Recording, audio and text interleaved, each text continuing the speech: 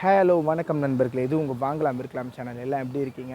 So அனைவருக்கும் இனிய தமிழர் திருநாள் நல்வாழ்த்துக்கள். So happy Pongal. ஸோ ஒரு இந்து தான் இந்த ஃபெஸ்டிவலை செலிப்ரேட் பண்ணணும்னு கிடையாது. ஸோ நம்ம தமிழர்கள் யாராக இருந்தாலும், ஒரு இந்து, முஸ்லீம், கிறிஸ்டின் யாராக இருந்தாலும் நம்ம தமிழர்கள் கண்டிப்பாக வந்து செலிப்ரேட் பண்ண வேண்டிய ஒரு ஃபெஸ்டிவல் இது. நம்ம விவசாயிக்காக அவங்களுக்காக ப்ரே பண்ணிவிட்டு நம்ம எல்லார் வீட்லேயும் கண்டிப்பாக பொங்கல் பொங்கி சாப்பிட்ணும். ஸோ இனிய தமிழர் திருநாள் நல்வாழ்த்துக்க எல்லாருக்கும். So happy Pongal. ஸோ என்ன வண்டி கொண்டு வந்திருக்கேன்னு பார்த்தாலே உங்களுக்கு தெரிஞ்சிருக்கும். ஸோ எப்பயுமே நம்ம ஆர்எக்ஸ் சீரிஸ் தான் நம்ம சேனலில் பார்த்துட்ருப்போம். ஸோ டிஃப்ரெண்ட்டாக ஒரு 6 மாதத்துக்கு முன்னாடி ஒரு புல்லட் கொண்டு வந்திருந்தேன். ஸோ அது போட்ட உடனே சேல் ஆகிடுச்சு. அதே மாதிரி மேக் பண்ணி, ஏன்னா ஒரு வண்டி மேக் பண்ணுறதுக்கு குறைஞ்சது 3 மாதத்துலேருந்து 4 மாதம் வரைக்கும் புல்லட் ஆகிடும். பண்ணவங்களுக்கு தெரியும். என்னடா 3 மாதம் 4 மாதம்னு நீங்கள் கெஸ் பண்ணாதீங்க. மேபி இந்த வீடியோ பார்த்துருக்கவங்க யாருனா புல்லட் யாருக்கிட்டையாவது கொடுத்து ரெடி பண்ணியிருந்தால் 6 மாதம் 1 வருஷம்லாம் கூட ஆக்குவாங்க. பட் நம்மளுக்கு 3 to 4 months தான். அப்படி ரெடி பண்ணி கிட்டத்தட்ட ஒரு 2800 கிலோமீட்டர் நான் ஓட்டி, ஒரு ஃபர்ஸ்ட் சர்வீஸ் முடிஞ்சு செகண்ட் சர்வீஸ் வரைக்கும் நான் இன்ஜின்லாம் செட் ஆகி பக்காவாக உங்களுக்காக நான் கொண்டு வந்திருக்கேன். Fully restore 350cc Royal Enfield standard bullet, அதுவும் பாயிண்ட் சிஸ்டம் கொண்டு வந்திருக்கேன். ஸோ பாயிண்ட்னால் நிறைய பேருக்கு தெரியாது. அது நான் ப்ரீஃபாக வந்து இந்த வீடியோ புதுசாக பார்க்குறவங்களுக்கு எல்லாருக்கும் நான் சொல்லிடுறேன். ஸோ என்றைக்குமே பார்த்தீங்கன்னா ஓல்டு புல்லட்டோட க்ரேஸ் வந்து குறையவே குறையாது. எப்படி RX100ஓட க்ரேஸ்லாம் வந்து குறையிலையோ அதேமாதிரி ஓல்டு ஸ்டாண்டர்ட் புல்லட்டோட க்ரேஸ் குறையாது. வண்டியை பார்க்கும்போதே உங்களுக்கு எப்படி இருக்குது, அப்படியே என்ன தான் வந்து இப்போ ஒரு 2.5 லட்ச ரூபா 3 லட்ச ரூபாய்க்கு ஒரு வண்டி எடுத்துகிட்டு வந்துடும். இந்த அளவுக்கு ஒரு பெயிண்டிங் கூட இப்போ இருக்க வண்டியில் சொல்லிடலாங்க. ஆனால் இந்த நிக்கலிங் ஃபினிஷ்லாம் பார்த்தீங்கன்னா இப்போ நிறைய கம்மி பண்ணிட்டாங்க. எல்லாமே பிளாக்ல விட்டுட்டாங்க. அப்படியே நிக்கல் விட்டாலும் இந்த அளவுக்கு இருக்கிறது இல்லை. இப்போ நீங்கள் பார்த்தீங்கன்னா இன்ஜின் கேஸு, அதோட சைலன்சர், ஹேண்டில் பார்லாம் வந்து ஈகிள் ஹேண்டில் பார் மாதிரி வரும். நான் உங்களுக்கு காமிக்கிறேன் பிக்கில். இப்படி வரும் உங்களுக்கு ஈகிள் ஹேண்டில் பார் மாதிரி இருக்கும். ஸோ ஒரு கழுகு எப்படி பறக்கும்போது இந்த ஷேப் எப்படி வருதோ அந்த ஹேண்டில் பார் மாதிரி இருக்கும். ஸோ இந்த ஃபினிஷ் பார்த்தீங்களா, ஓல்டு இஸ் கோல்டுன்னு வந்து சும்மா சொல்லலைங்க. அந்த அளவுக்கு அப்பயே கொண்டு வந்திருக்காங்க.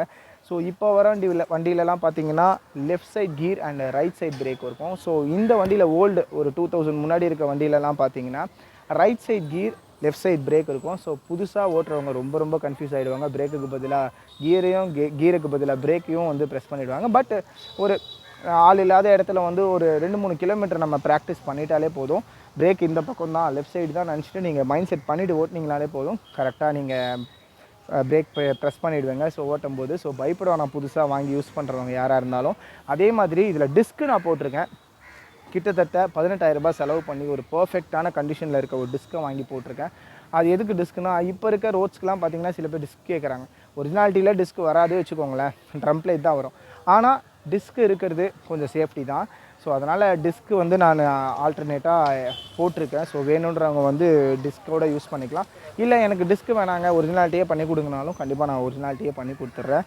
ஸோ வண்டி எப்படி ரெஸ்டோர் பண்ணி பக்காவாக அப்படியே ஷோரூம் கண்டிஷனில் இருக்குது பார்த்தீங்களா. ஆமாங்க, எஃப்சியும் கரண்ட்டில் இருக்குது.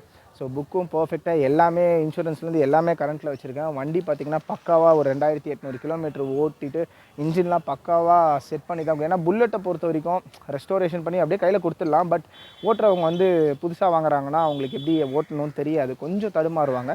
அதனால் சில விஷயங்கள் பார்த்திங்கன்னா புல்லட்டை பொறுத்த வரைக்கும் நல்லா ரன் பண்ணிவிட்டு கொடுக்கும்போது அவங்களுக்கு கொஞ்சம் ஈஸியாக இருக்கும். இன்ஜின் வந்து அவ்வளோ சீக்கிரத்தில் எதுவும் ஆகாது. ஸோ பொறுமையாக ஓட்ட வேணாம், கொஞ்சம் நல்லா அவங்க வலிச்சு கூட ஓட்டினாலும் ஒன்றும் ஆகாது. ஏன்னா இன்ஜின் கொஞ்சம் செட் ஆகிட்டதுனால உங்களுக்கு அந்த ப்ராப்ளம் வராது. ஸோ மற்றபடி வண்டியில் எல்லாமே புதுசு தான். ஃப்ரண்ட் டயர்லேருந்து பேக் டயர்லேருந்து எல்லாமே ஸ்பேர் பார்ட்ஸு, ஒயரிங் கிட்டு, அப்புறம் கேபிள், இந்த ஸ்விட்ச்சு, அப்புறம் மீட்ரு, அப்புறம் lock set, indicators, front dome, back tail light, இது எல்லாமே புதுசு தான் போட்டிருக்கிறது. ஸோ வண்டியை பார்க்கும்போதே உங்களுக்கு தெரியும் ஃபுல்லி ரெஸ்டோர்ட் வண்டின்னு. ஸோ இந்த வண்டியை ஒரு டெஸ்ட் ட்ரைவ் பண்ணுறேன். ஸோ இந்த வண்டியை ஒரு டெஸ்ட் ட்ரைவ் பண்ணிவிட்டு இந்த வண்டியோட details, document details and engine condition எல்லாமே நீங்களே பார்ப்பீங்க இப்போ ஒரு டெஸ்ட் ட்ரைவ் அப்போ. வாங்க இந்த வண்டி ஒரு டெஸ்ட் ட்ரைவ் பார்க்கலாம்.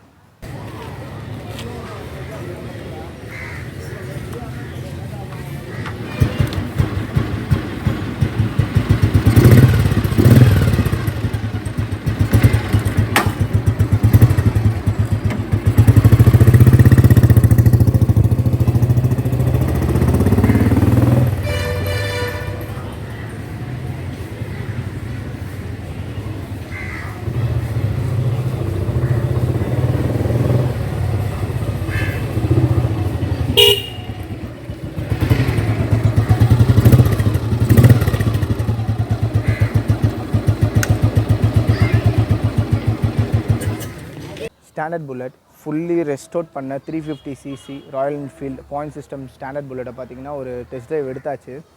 இந்த ஷார்ட் டெஸ்ட் ட்ரைவில் வந்து எதுவும் தெரியாது, பட் ரொம்ப நாள் வந்து ஓட்டியிருக்கேன் வண்டியை. ஸோ இவ்வளோ கிலோமீட்டர்ஸ் ஓட்டிட்டேன். ஸோ வண்டி எல்லாமே செக் பண்ணிட்டேன், வண்டி பர்ஃபெக்டாக இருக்குது. ஸோ வண்டியோட ஆரன் கூட double horn. So double horn சூப்பராக இருக்குது. நான் இன்னும் ரொம்ப அடிக்கலை, ஏன்னா பார்க்குனால டிஸ்டர்ப் ஆக போகிறாங்கன்னு. ஸோ டபுள் ஆரன் கொடுத்துருக்கு வண்டியில்.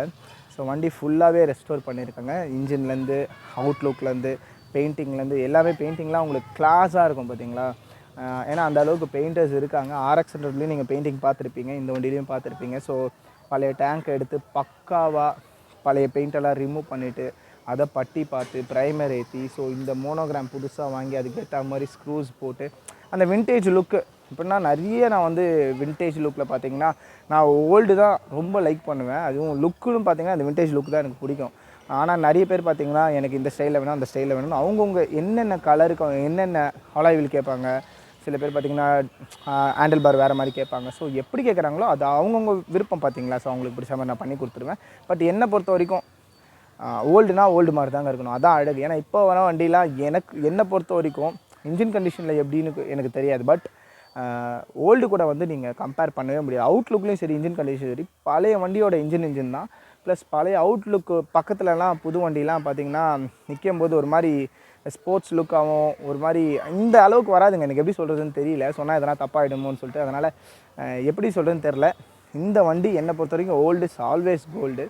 ஸோ வண்டி சூப்பராக இருக்குது. வண்டி பார்த்திங்கன்னா செகண்ட் ஓனர்ஷிப்பில் இருக்குது. 2026 வரைக்கும் FC இருக்குது. வண்டி சூப்பராக இருக்குது. இன்சூரன்ஸ் இருக்குது. அப்புறம் பார்த்திங்கன்னா உங்களுக்கு க்ரீன் டேக்ஸ் இருக்குது.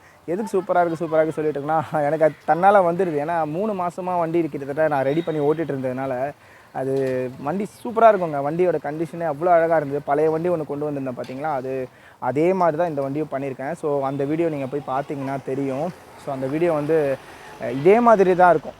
இதே அவுட்லுக்கில் இதே மாதிரி டிஸ்க் வச்சு தான் பண்ணியிருந்தேன். அதே மாதிரி தான் இதையும் கொண்டு வந்திருக்கேன். ஸோ வண்டி பார்த்திங்கன்னா உங்களுக்கு சென்ட்ரு பார்த்து அடிக்கணுங்க. சென்ட்ரு பார்த்து எப்படின்னா உங்களுக்கு நான் காமிக்கிறேன். உங்களுக்கு இப்போ வண்டி ஆன் பண்ணிவிட்டேன். இப்போ ஆம்ப்புன்னு சொல்லுவாங்க, சின்னதாக ஏஎம்பின்னு போட்டிருக்கோம்.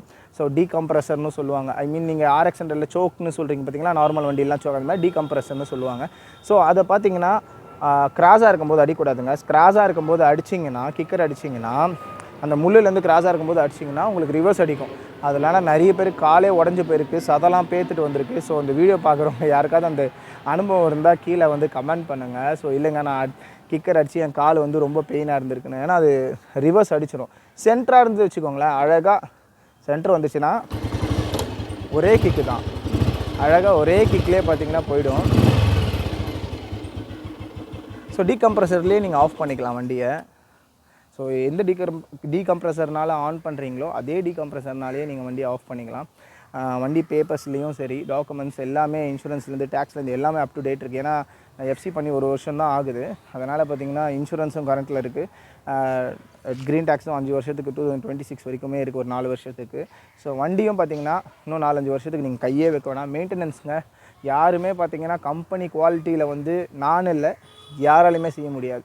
ஒரு ஷோரூம் கண்டிஷனில் வந்து ஒரு அவுட்லுக்கு இன்ஜினு தரலாம், ஆனால் அதே குவாலிட்டியில் வந்துடாது, கண்டிப்பாக வந்துடாதுங்க.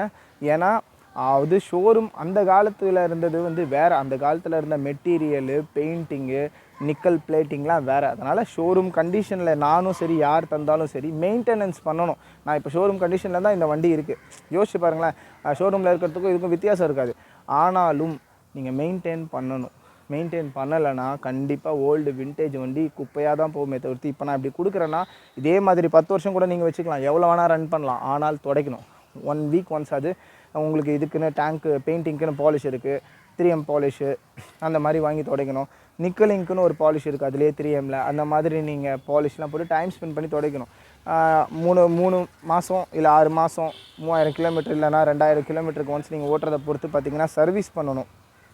பிரேக் ஷூ மாற்றுறீங்க மாற்றலை, எதனா இண்டிகேட்டர் உடஞ்சிச்சு மாற்றுறீங்க மாற்றலை, தயவு செஞ்சு இன்ஜின் ஆயில் மட்டும் மாற்றிடுங்க.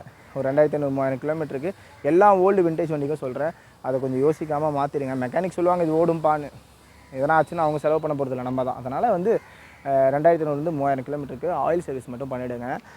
வண்டி பீட்டு பார்த்திங்கன்னா ரொம்ப வைக்கல, ஏன்னா ஒரிஜினாலிட்டியாக வச்சுருக்கேன். ஸோ அதனால தான் வந்து பீட்டு வந்து நார்மலாக கம்மியாக இருக்கும். என்னடா புல்லட்டில் பட்டன் கம்பெனிலேருந்து வரும்போது பார்த்திங்கன்னா அவனுங்க ஓப்பன் சைலன்சர்லாம் கொடுக்கல. நம்ம தான் வந்து ஓப்பன் சைலன்சர் போட்டு டப்புன்னு அடிக்கிற மாதிரி நாட்டாம படத்தில் வரா மாதிரியும் சரி, நாட்டாம ஓட்டிகிட்டு வர மாதிரியும் சரி நம்ம வந்து வச்சுருக்கோம். அதனால் இதில் ஒரிஜினாலிட்டியாக இருக்குது.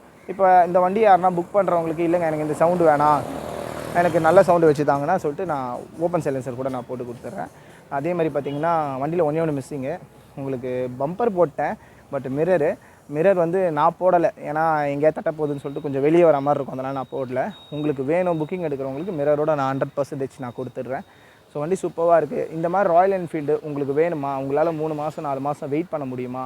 ஸோ கண்டிப்பாக கால் பண்ணி எனக்கு புக் பண்ணுங்கள். நான் வந்து இந்த வண்டி சேல் ஆனாலும் சரி, வேறு வண்டி எடுத்து கூட நான் உங்களுக்கு 3 months 4 months நீங்கள் வெயிட் பண்ணுறீங்கன்னா நான் உங்களுக்கு புக் பண்ணி தரேன். வண்டியோட விலையை சொல்ல மறந்துட்டேன். வண்டியோட விலை பார்த்திங்கன்னா 1,85,000, 1,85,000. 1,85,000 நியர்பை 2 lakhs. இதுக்கு புது வண்டியை வாங்கிட்டு போயிடலாம். அது வந்து அவங்கவுங்க விருப்பம் தான். என்னென்னா ஓல்டு வந்து விரும்புகிறவங்க ஓல்டை தான் விரும்புவாங்க. ஸோ இதோட வேல்யூ நீங்கள் இப்போ 1,85,000க்கு வாங்கினா கூட ஒரு 5 வருஷம் கழிச்சு கூட நீங்கள் மெயின்டைன் பண்ணிங்கன்னா 160, 170, 150 தான் கண்டிப்பாக போகும். ஏன்னா மெயின்டெனன்ஸ் இருக்கணும், கண்டிப்பாக எஃப்சி இருந்துச்சுன்னா போகும். நான் கரண்ட்டாக கொடுக்குறேன் 1,85,000 அவ்வளோ ப்ரைஸ். ஏன்னா கண்டிப்பாக புல்லட் பற்றி தெரிஞ்சவங்களுக்கு ஒரு சாதாரண பாயிண்ட் சிஸ்டம் வண்டி 350cc 80,000 90,000 இல்லாமல் எஃப்சியோட கிடைக்காது. அப்படியே எடுத்தாலும் உங்களால் 1,00,000 ரூபாய்க்கெலாம் கண்டிப்பாக இந்த அளவுக்கு ரெஸ்டோரேஷன் பண்ண முடியாது. இன்ஜின் பண்ணணும், பெயிண்டிங் பண்ணணும், நிக்கலிங் பண்ணணும், டிஸ்க்கும் நான் வச்சுருக்கேன். அதனால் கண்டிப்பாக பண்ணவே முடியாது. ஸோ நான் பண்ணி வச்சுருக்கேன். இந்த அளவுக்கு வந்து பார்த்திங்கன்னா நான் ஃபுல்லாகவே பண்ணி கொடுக்குறேன். அதனால் 1,85,000 வண்டியோட ப்ரைஸு. ஸோ நீங்கள் ஒரு 80,000 எடுத்தாலும் 1,00,000 ரூபா மேலே போட்டு இது மாதிரி பண்ணாலும் 1,80 வந்துடும். கண்டிப்பாக இந்த மாதிரி பண்ணுறதுக்கு 130 to 150 தான் இப்போ இருக்க ப்ரைஸிங்கில் வந்து எல்லா மெக்கானிக்ஸும் கேட்பாங்க. எப்படியோ 2,00,000 ரூபாய்க்கு மேலே போயிடும். ஸோ இந்த வண்டி பக்காவாக செட் ஆகிருக்கு. எஃப்சியோட நான் கொடுக்குறேன் 1,85,000 வண்டியோட ப்ரைஸ். ஸோ வேணுன்றவங்க கால் பண்ணி புக் பண்ணுங்கள். ஸோ புக் ஆனாலும் எனக்கு டைம் இருக்குது சார், வேறு எதனா வண்டி எடுத்து பண்ணித்தாங்கன்னா கண்டிப்பாக உங்களுக்காக நான் எந்த வண்டினாலும் பண்ணித்தரேன். ஓல்டு ஜாவாவும் சரி, ஓல்டு புல்லட்டும் சரி, ஓல்டு ஆர்எக்ஸ் சீரீஸில் எந்த வண்டினாலும் சரி நான் உங்களுக்காக பண்ணித்தரேன். ஸோ வண்டியை பற்றி ஃபுல்லாக நான் சொல்கிறேன். அதனால தான் இவ்வளோ பெரிய வீடியோவே போட்டுட்ருக்கேன். ஸோ யூஸ்ஃபுல்லாக தான் எல்லாருக்கும் இருக்கும்னு நினைக்கிறேன். ஸோ அடுத்த வீடியோவில் பார்ப்போம். சப்ஸ்கிரைப் பண்ணுங்கள், லைக் பண்ணுங்கள், ஷேர் பண்ணுங்கள். Thank you so much friends.